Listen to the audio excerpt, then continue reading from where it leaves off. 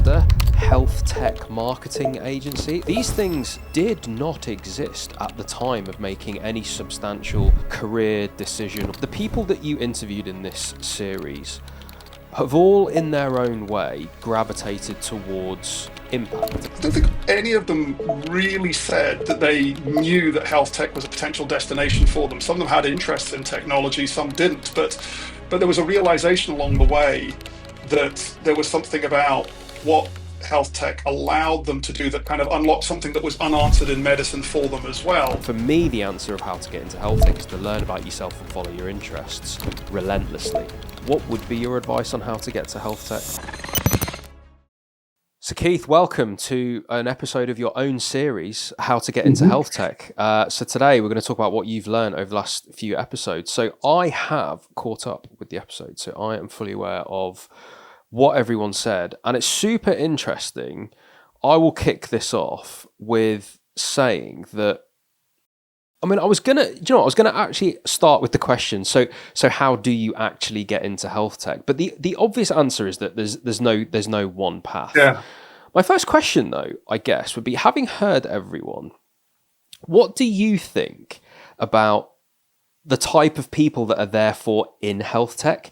Is everyone in health tech therefore some sort of risk taker or some sort of non-traditional or some sort, like, are we a cohort of people that is searching for something different or looking to take risk? Or what, of the people that you've spoken to, what's been your vibe of the overall, I guess, impression of them and of us? I don't know. It's like it's been really, really interesting. Like, hopefully, if people listen to the series, they'll hear a lot of different stories in there and have some of their, assumptions challenged. Because I went into this thinking maybe exactly as you said, that we're going to get some people that were never a close fit and didn't fit in and everything like that, and then bumped into technology and a light bulb went off and where they went. But I think what was happening there is I was maybe thinking about my background and where people come in. What I've learned from this is that there are people that have made it in who have felt like outsiders and never quite found the fit within medical school, although not everyone we spoke to was a sort of traditional clinical background. We had Randeep coming from outside that area. But what is interesting is that people got into health tech. I don't think any of them really said that they knew that health tech was a potential destination for them. Some of them had interests in technology, some didn't. But there was a realization along the way that there was something about what health tech allowed them to do that kind of unlocked something that was unanswered in medicine for them as well. That sort of collaborative working, that product side of things, the ability to be able to design solutions in a restricted space, that kind of thing. Came out as well. So I think health tech maybe wasn't in their heart of hearts, despite my probing about interest in tech from before, because that's my own assumption. It arose along the way. And I suppose the first thing is that health tech is maybe a much broader church than I thought. Yeah. Within that, there's the entrepreneurs and so on. And, maybe we're the ones. I'm an entrepreneur, you're an entrepreneur. We're the ones that make a lot of noise and everything. But within that, there are people working away tirelessly in different areas. And that gives me hope. Yeah. There's something about what you just said about health tech not existing and like when these people made career decisions, because I feel that so viscerally that nothing that I do now existed. And when I gave a talk at my old school a couple of weeks ago, this is exactly what I said to them, which is that podcaster, health tech marketing agency, like, these things did not exist at the time of making any substantial career decision or choice about what I went into or choice about my A-levels or choice about my degree or any of that sort of stuff. I think what's ended up happening is that the people that you interviewed in this series have all, in their own way, gravitated towards impact. And now this is something that's said a lot, the word impact. I'm trying to scale my own impact. That's why I go to health tech, or like, I love making impact. We hear it a lot, and it can feel a bit trite, people saying it. But I had this reflection on actually another podcast that I recorded earlier today. Health tech, i.e. technology coming into healthcare, that area, for me, is probably the biggest delta between what's currently happening and what is possible for the benefit of many, many people. That is the space where the biggest delta is. And so for me, I think part of what is attracting people into health tech is there is such a volume of problems that can be solved in a way that's probably actually naively seems quite easy to solve. And therefore there's this huge delta of like where we are now and where we could go to. So therefore there's a huge amount of opportunity. It's sort of like I could kind of go in and do anything. Like there's just so much that I could do that I can sort of go in and find my way once I'm there, depending on what my personality is. And I think that's what came through in the interviews that you did. To your point, it's a broad church. No longer do you have to be an entrepreneur to enter health tech. I know that was very much the thinking sort of 10 years ago-ish, or 8 years ago-ish even, that when you talked about health tech, you had to be an entrepreneur. The thing that I got from your interview series is that is firmly not the case anymore. That is firmly not the case. Health tech is such a big industry now and still growing that you can move towards it, learn about who you are and what you like, and then go towards that and actually find your place within the industry, which I think is so exciting. And actually, it's never felt that tangible for me until I listened to your interviews, that there seems to be a place for everyone in health tech, if you would agree. Yeah, and I do agree, and I'll come back to that. Is true about industry, but it is not true about the healthcare system, and that is the biggest gap here. So we'll come back to that in a wee moment. Such a good point. But the first thing to say is so technology allows people, us, to achieve impact at scale. I remember hearing many, many years ago, someone was talking about cybercrime, and he was a very engaging speaker, and he said cybercrime is a really interesting thing because crime is being a criminal is the easiest thing in the world. It's the easiest job to get into. All you have to do is get a knife and hide in an alleyway and you can jump out and mug someone. I mean, he was joking about this, but anyone could start up that way. He said, but cybercrime is basically technology's allowed one person to hold a knife to the throat of the world. The scale, you can scale attacks on, on security and everything like that. So if I wheel it away from something unpleasant like crime, we move towards healthcare. That technology allows us to help everyone, conceivably. At one extreme of it is in part true. And then there will be some people who were motivated to get into healthcare of some sort, they're a doctor, whatever, and they want to be able to help people. And within that group, there'll be some people that really want to help at the widest scale possible. Technology does unlock that in a way that it couldn't before, because what could you do before? You could sort of rise into leadership or government or systems, but you'd only ever be helping the person in front of you. And some people, that is entirely what they want to be doing, and that is absolutely fine. For other people, they maybe look slightly broader on this. And so I think health tech is an area that's growing. And you're right, within industry, that initial thing where there wasn't even an industry, so you had to be an entrepreneur to create the industry. Now there are roles within the industry, so there's places to go into.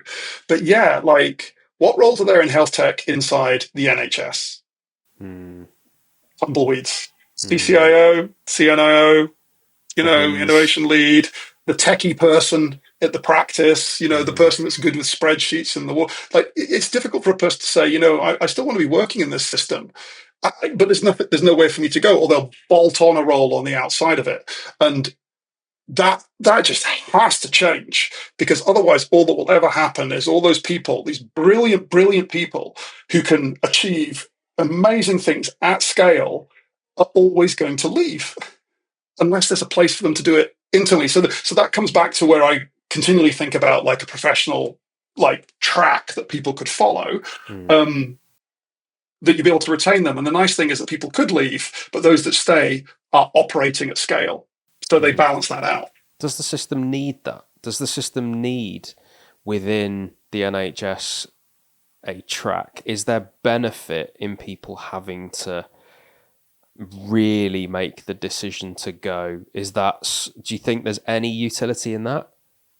Yeah, well, I mean, I'm predisposed to say yes for this because I would have jumped at it if someone said, "Keith, you could be a digital health doctor. You do your undergraduate training, you do your foundation, and then you could be a specialist in digital health, and then you're going to be a digital health Yes. consultant working within the organization that may be a CCIO or may help with Yeah. implementation, but critically can help the system design its own solutions as well." This is the other thing we talk about: co-production. Why shouldn't the NHS be building its own solutions? Why does it have to go to industry? Industry makes great solutions, don't get me wrong, but we need that expertise within the system as well, because there'll be some problems that are non-commercially viable to solve. I remember Harris Schwab talking about this when he was talking about the AI fellowship, and he was saying, we need to build technologies to allow for models to be spun up for tiny, tiny groups, like the 5 children with complex heart conditions that would be very difficult to build a business around because of the vanishingly small number of people that might be affected. But it's no less important to address that. So who builds those solutions? Who does that? Who implements those? Who monitors those? It's within these sort of larger organizations.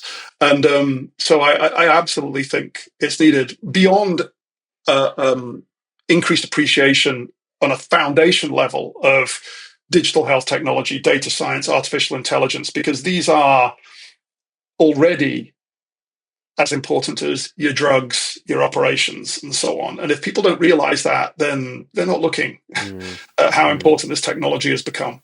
Of the people that you interviewed, did anyone surprise you with anything about their job, about their role, about how they got there? What sticks in your mind from the series?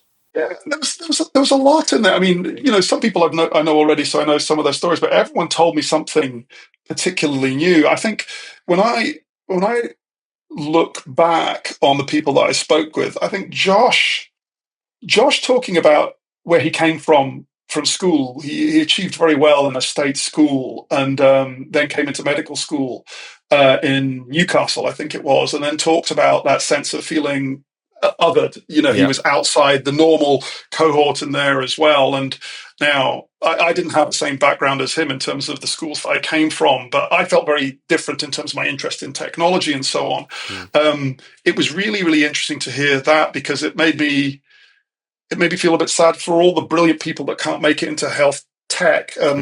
I always like the idea of people who are non-clinicians coming into health tech, because they offer a new way of a new insight, new ways of solving these problems. And so Josh's story was interesting. I think Dave's story, his period in service when he worked in the armed forces, I knew at a sort of superficial level about that, but just beginning to hear some of the detail really, really, really, really made me think sort of deeply about what that kind of background brings to a person's ability to deal with stress and changeable environments and work as part of a team, bringing that in. Stephanie's story about working in ICU and the role that she had there was really interesting. Everyone brought interesting things. Even learning about Arish's story. I know Arish reasonably well, and hearing bits and pieces about his journey along the way. And everyone came to health tech with slightly different routes and then dropped back in across. So there were some fascinating things in there. But I was expecting everyone to say, those that went to medical school, I always felt like an outsider. But no, some people had a very kind of standard experience of all of that. I don't think there's very few people that go to medical school, I think, that know exactly what they want to be when they get through it. And good luck to them. I think maybe a lot of people's stories, they're not entirely sure. So that they came to health tech afterwards was a wee bit of a surprise. I suppose for me, I always knew it was to be technology and healthcare. But at that point, it really didn't even have a name to it at all. It was just computers in the room. And if you're good at computers, there you go. So what is your advice then, based on the people that you've spoken to in this series, and just what you know generally from everyone that is in our industry? What would you say to people that have listened to this whole series? They've maybe taken bits from some people's stories, but they're still unclear about what their next step is. What would be your advice on how to get to health tech? How to get into health tech? First of all, if you're earlier in your career, don't stress. Don't worry that you're missing out on some secret course or secret opportunity that's going to stop you getting ahead, because everyone said much the same thing. They went through lots of different roles and everything and started to move towards it. So I think if people are feeling pressure that they have to jump immediately because of the pace of change, and of course I understand that, you see how fast AI is moving, people may have a fear of missing out on this. I think people can maybe relax a little bit. I'd say that if you are in healthcare, if you're a nurse or a doctor, a physio or allied health professional, I now think more than ever that that's still a really critical part of what you can bring to health tech. Within, you'll have that, and then there'll be some other area. I'm always delighted to find that everyone has their own little special interests, and then they dive into that thereafter. So, spend time there and understand what it is to be a clinician in a healthcare system. I think that is utterly critical for working in, if this is where you're coming from, your background, if I'm speaking to clinicians here, or don't dismiss that. There was often a sort of talk about people like, what transferable skills do you have? You're a doctor, but you can also do X, Y, and Z, and what's transferable? That you're a healthcare professional is transferable. There's ways of thinking, experience that come from that.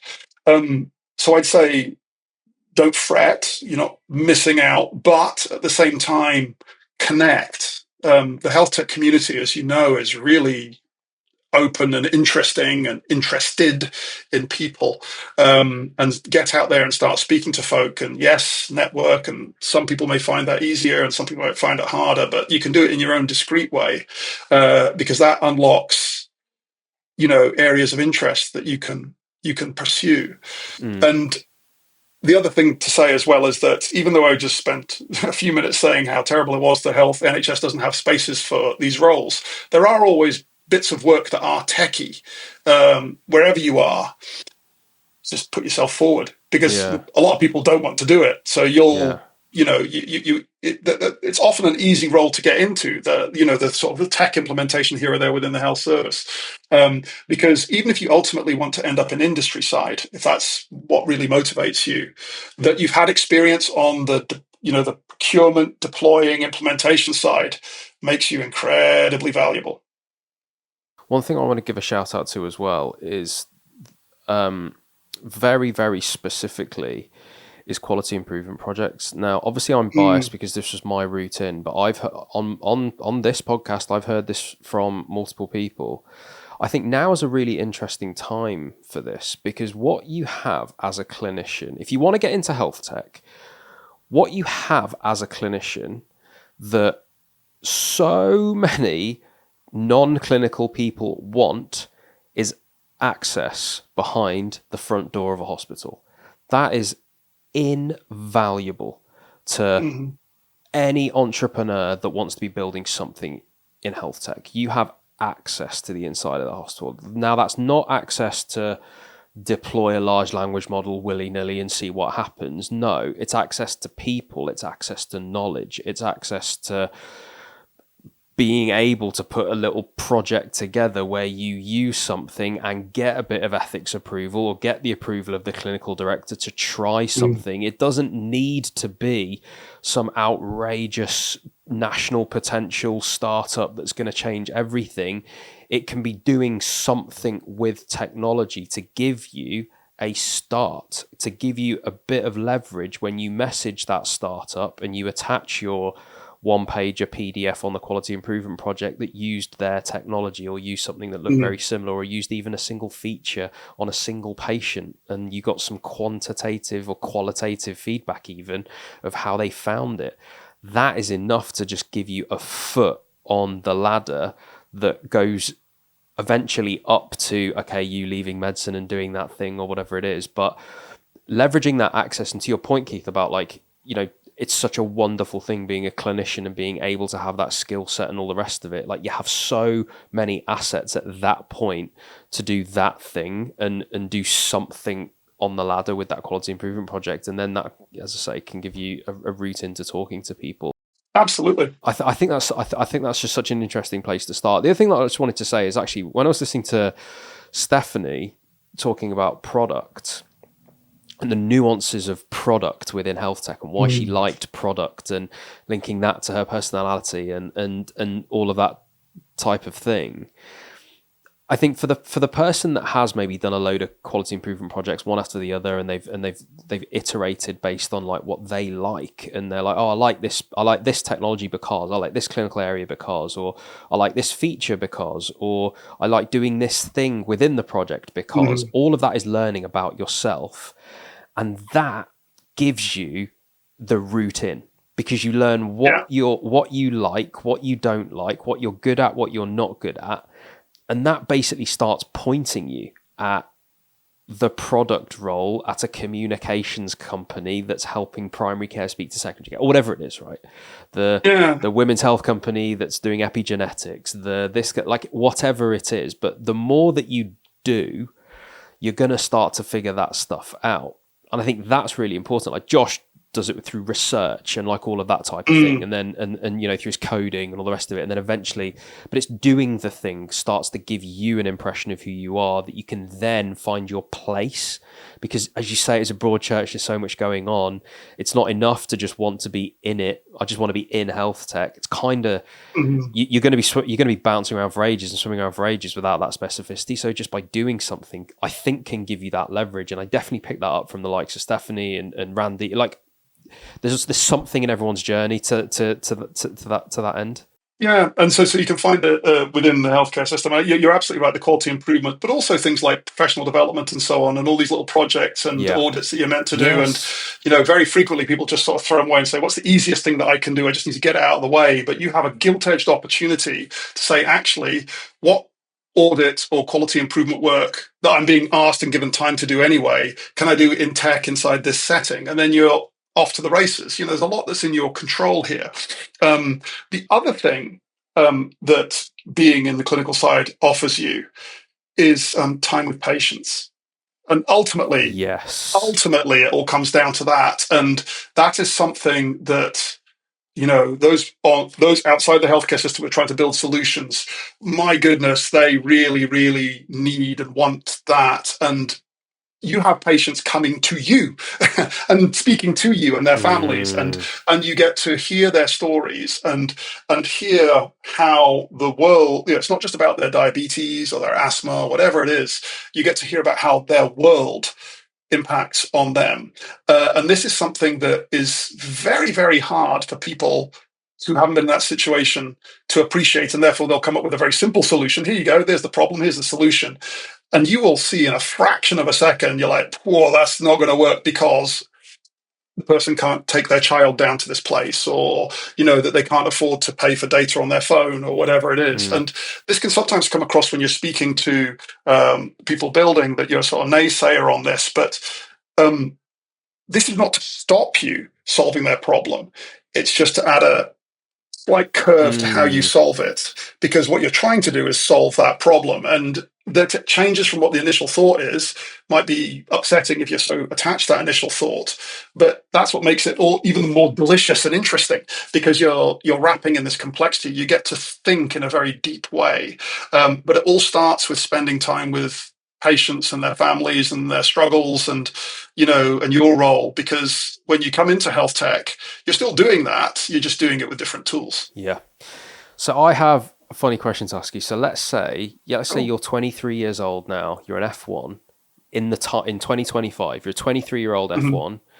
You need to do F1 because you're 23, you've got no money, you've just paid your way through medical school, so you need an income. So you can't just leave and do Caristica. You can't just do that stuff. But you know you're interested in health tech as you are, as interested as you are. What do you think you would be doing right now? So, I'm going through foundation years just now. Let's say I'm just kicking off on that. I would be desperately fighting my urge to try and find my way to do something techie. I'll just recognize that out up front. So you'd be trying to leave. You'd be trying to. Well, my gut would be pushing me towards that because of my interest. I'm just going to say that out loud. Yeah, fine. But I'm not going to advise people. I'm going to advise people don't do that. Yeah. Right. Because you've done all this work in medical school, and now the rubber is hitting the road, and you're seeing and feeling what it's like to actually be inside the healthcare system. I would be working very hard to get as much out of the experience of being a clinician during that time as well. And with all the unpleasantness and pain and difficulties and joys and interesting things as well, that is really critical. So don't wish it away. That is the bedrock of what happens next. Now, that doesn't mean to say that you can't try and find techie things to do in between times and keep up to date. And God knows if you're going to find the spare time to do anything, any extra courses or anything. But don't wish that time away. That's really, really important. Of course, within that, you're then going to have to start make decisions about what happens next. If you're going to go into specialist training as a resident, I think the terminology is now, or whether you're going to sort of continue looking around. I think some of the stories that we heard were people who'd actually sort of moved around without going into specialist training. Once you get into specialist training, I think the wheel, you start locking into a track and it's harder to get out into something else. So maybe I'd be thinking foundation work, and then if there were some clinical areas that I was interested in that I was still enjoying, that I could explore, that maybe allowed me to do some other tech on the side, I'd probably be trying to do that if I was being thoughtful. At the same time, I'm going to recognize the fact that my tummy would still be saying tech, tech, tech, tech, tech, tech, tech, right?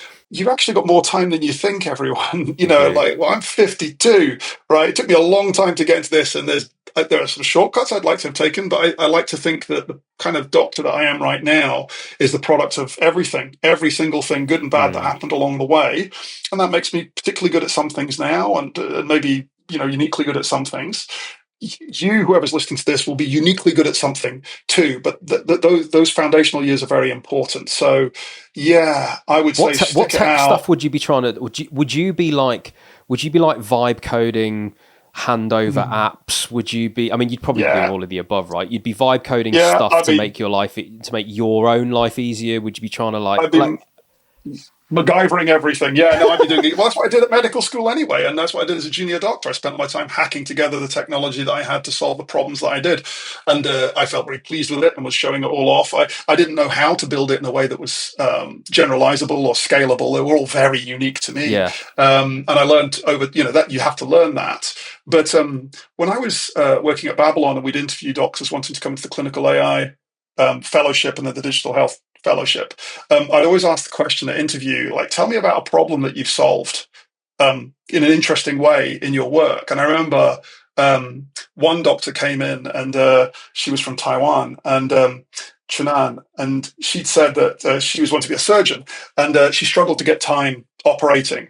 And so she assembled her own laparoscopic training kit out of a pizza box and used to spend time with pizza boxes and chopsticks and cutting up bits of jelly and everything like that to spend her time. Now, that's not terribly techy, but what that shows is this is a person who's thinking laterally. This is a person who's like facing a problem and thinking, I'm not going to just take no for an answer. I'm going to work my way around it. So, maybe within you is that sort of solving thing. And you're going to have to make sure that you just vibe code yourself in front of the GMC. You got to be careful. But there are ways of exploring solutions, and then you'll learn about compliance and safety and products naturally, that will get you through those clinical years if you're itching to jump. Yeah, because I think one thing, when I speak to people looking to break into health tech, this question often comes up of, should I be trying to do things, or should I be trying to intern at other places, or should I be trying to get a job part-time, or should I be offering my time for free, or should I be like, should I? And there's no, I struggle with that because I actually don't know. I don't know the answer. No. And I always sort of default to like, what do you want to do? Because any route there, I think, can lead to health tech. Really, you could intern at a startup that has an obvious end goal. You could academically do a course and introduce yourself to some people and go in that. You could do it that way. You could also just vibe code your way, not to the GMC, but you could vibe code your way into a lot of knowledge and information that ends up either as an entrepreneur, or you learn so much about the regulatory process for people vibe coding that you end up as a regulatory expert and you have a regulatory consultancy company, or you go and work for one. Like it's so difficult to answer. It's so difficult to answer that question. And I think that's the thing with your series is it is so varied. You do just have to follow your interests, because I heard this yesterday actually, that it's only actually through following your interests that you're going to have the level of execution that actually gets you to where you want to go. So it was someone telling a story that I think they were a banker, and they were doing this presentation, and they were next up, and they heard the previous person's presentation, and they just said to themselves, I am never going to care about this as much as that person, and they just quit because they were like, I cannot compete. I want to be the best at what I do. I just cannot compete with that. And so whatever it is, if you find what you're interested in and you actually follow that, whether it is interning at the startup, whether it is doing the course and academically learning stuff, whether it is vibe coding and coding full stop, or whatever it is, whether it's the adoption piece, whether it's literally convincing one person to pilot something because you've built a relationship with them and you're really good at that, like whatever it is, it seems to me that for me, the answer of how to get into health tech is to learn about yourself and follow your interests relentlessly. Yeah, I think so. But at the same time, when you're earlier in your career, it can be very, very hard to know actually, it's remarkably hard to say what you like. Yeah.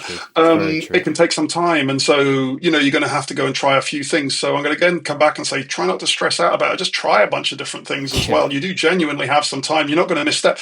Like, I've done all sorts of crummy jobs along the way and things that I didn't like. And, they didn't direct that. Well, they didn't, that wasn't the route to where I am right now. But what I learned in doing this crummy thing definitely informs how I do what I do right now. And you never know what role is going to unlock that particular interest in you as well. The people I speak to, not just in this series, but elsewhere, people working in like testing or content, like content creation, not in terms of podcasts, but just like actual medical writing or journalism or anything. They weren't the ones that went to journalism weren't at the sort of university paper. They just ended up doing something and then found they had a talent for it and they quite liked it, or they got very interested in this. And so when you get those kind of signals, dig into them, because to become good at these things, to become good at anything is hard. And you're going to go through some pain and difficulties and backward steps and everything. It becomes even harder if you don't like it, if you don't want to do it. So once you start getting a signal of the things that you think, oh, I like this, and don't worry that other people don't like it. If you like it, go for it. You dig into that, and that will take you through. And then before you know it, I always find that, you start out doing something and no one knows who you are. Then all of a sudden people say, oh, you're the person that's really good at this. And you don't know how you made it from A to B. And it's just through plugging away. And like you said earlier on, the jobs that you and I are doing now didn't really have a definition before. So it's maybe foolish for us to think that we can define what the next jobs are going to be. So, those jobs that you're thinking about now may be totally different to what we're talking about now. That is so true. That is so true. And I think just getting close to this industry, and I was going to say this earlier, actually, one thing that did come out when you were talking to people and they're talking about their journeys is that you don't have to make the next job. You don't have to load a load of pressure onto the next job as being like, that's the thing you're going to do forever. As long as you're one step closer, doing something that you prefer this year than you did last year, that's the right path. Because to your point, everything is changing. And for us, and it is foolish, you're absolutely right, it's foolish for us to sit here now and try and give advice to a 23, 24-year-old about what their career path might be or any of that, because those jobs are clearly not going to exist yet. Clearly not going to exist yet. Very, very different. But if you're learning skills, if you're doing something that you enjoy, then I think you're on the right path. It's just a very unsatisfying answer when it's just like, do this course and then get this job here because they hire straight out of it. It's just not that way in health tech, unfortunately. Yeah, I always, whenever we discuss this sort of thing, I'm always reminded of the scene with Gandalf in the Mines of Moria, and he forgets which way to go, and he sits there for a while, and then he stands up and moves off one way, and they say, how do you know? He says, this way smells less foul. And that's all he knows. So sometimes that's as good as it gets. You're like, this is the least crummy option. But, ideally you have a sort of rough destination. But like the overarching thing is, you're not missing out. It may feel that way. You're really not. A little bit of just choosing a direction that smells less foul, keeping your mind open. And, when you get those little things like, oh, that's interesting, oh, I'm quite good at that. Yeah, just going into it. I love it, Keith. Thank you for the series. Looking forward to the next one, whatever that may be, whenever that may be. But got ideas already. It's been a pleasure. Thank you. Yeah. And thank you very much to all the guests and James for allowing me to use all your skills, your tech skills, and your team. They've been fantastic. You're very welcome, mate.